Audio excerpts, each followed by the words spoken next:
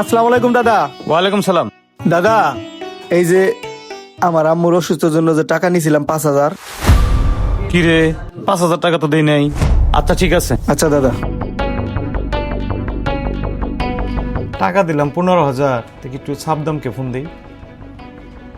Hello সাবদাম সাহেব, একটু দোকানে আসেন। দাদা কিছু বলবেন? রুবেলকে যে 15,000 টাকা দেওয়ার জন্য দিছিলেন? হ দাদা, টাকা তো দিছিলাম। আপনার নিজের হাত দিয়ে দিছিলেন? না মানে তসলিমটা দিয়ে দিছিলাম দাদা। স্লেপ।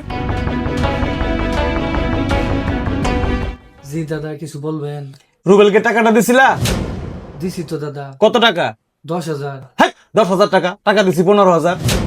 সাদ্দাম সাহেব তো 10,000 দিছে দাদা। সাবদাম সাহেব কি বলে এইসব? টাকা দিলাম 15,000।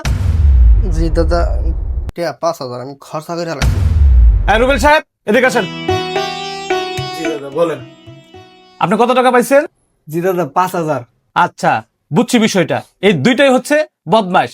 আপনারা এই দাঁড়ানো টাকাটা মাইরা খাইলেন। হ্যাঁ, আপনাদের বিবেক বলতে তো কিছু নাই। সন্ধ্যার ভিতরে এই টাকা ম্যানেজ করে দিয়ে যাবেন। যান, বেরিয়ে যান এখান থেকে। রুবেল সাহেব, এই 5,000 টাকা রাখেন। এই টাকাটা ছিল আমাদের দোকানের ফান্ডের টাকা। এই দুই বদমাসে তো 10,000 টাকা মেরে ফেলছে। যাই হোক, আমি আপনার বিকাশে বাদ থেকে 10,000 টাকা পাঠিয়ে দিব। যান, কাজে যান। জি দাদা আসি।